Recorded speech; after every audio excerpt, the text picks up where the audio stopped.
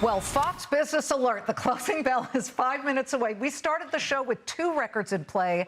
Now we've got 3 on the way. The S&P 500, NASDAQ, and Russell all on track to close at record highs. The Dow, look at that, coming off the lows. At its worst session point, we were down about 219 points on the blue chips. At the moment, we're down about 85. If it can eke out any gain, even a fraction of a point, that would be the 3rd record in a row.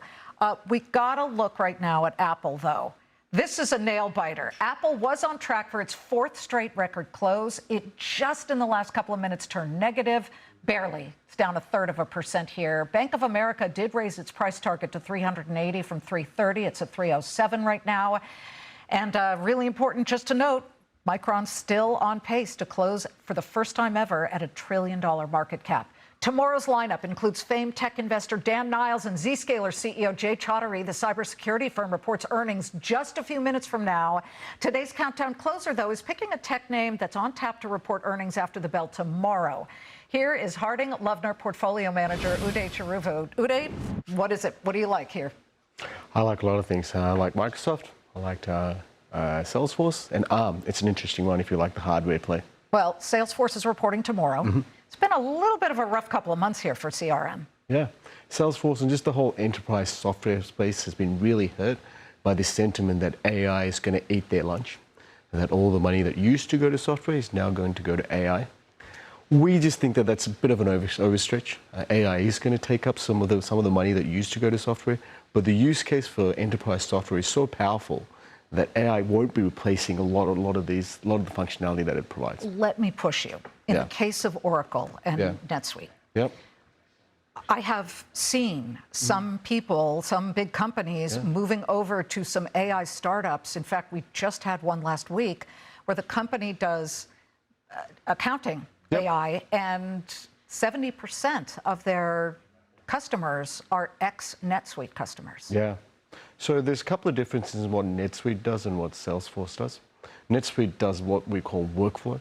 The data that's used in NetSuite is much less important than the data that goes into enterprise. Sorry, software. Intuit, into not Salesforce. It was Intuit. Sorry, yeah, Intuit. Intuit. So Intuit, it's much more a workflow-related software where it does accounting work, and the data that goes into it is much less important than what goes into Salesforce.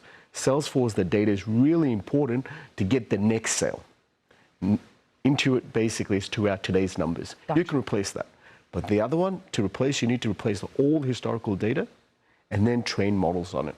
So don't throw out the baby with the bathwater, and you say the baby is CRM. Yep. Let me just quickly ask you about the broader market here. Anything look a bit too frothy at the moment? We've got 3 records. We could have asked this question a year ago. People would have said, yes, it looks frothy, and then you would have missed out on the entire run-up. So, it's a little bit concerning. You want to be part of the momentum. You want to capture that momentum, but you want to protect yourself. How do you do that with your clients' money? So we do that by diversifying our portfolio. And that's the key to how to protect yourself in these sort of markets. Okay, but to what outside of AI and tech? Yeah, outside of AI and tech, you can look at healthcare. Healthcare is a really interesting space because it's been hurt a lot by worries that the regulators are going to break up healthcare. It's a laggard today. United Health is one of the worst performers on the Dow. And so these are the sort of sectors that you look at, saying that in the long run, do we need healthcare? Yes. Can we exist without healthcare companies making some profits? No, we can't.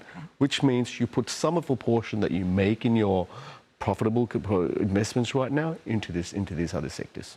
Have you been hearing from clients who call you a little bit panicked and say, I don't want to be caught flat-footed? Or are they saying, why aren't you putting me more into the Microns of the world or the ChatGPT, companies like Microsoft? So investors tend to follow momentum. And 2 years ago, people were telling us, why in the world are you invested in Samsung? Now they're asking us, why don't you have more Samsung? So our job is to look through all of these and try to figure out what the next best investment will be, and then diversify. And that's what we say, diversify the portfolio. Don't get caught up in momentum. That's the Wayne Gretzky, go where the puck is going to be, not where it is. Look at the dollar bills raining from the sky. Yes, the S&P, NASDAQ, and Russell. Folks, another record here for all 3 of them on this Monday. That's going to do it for us. Again, big story tomorrow with the CEO of Zscaler.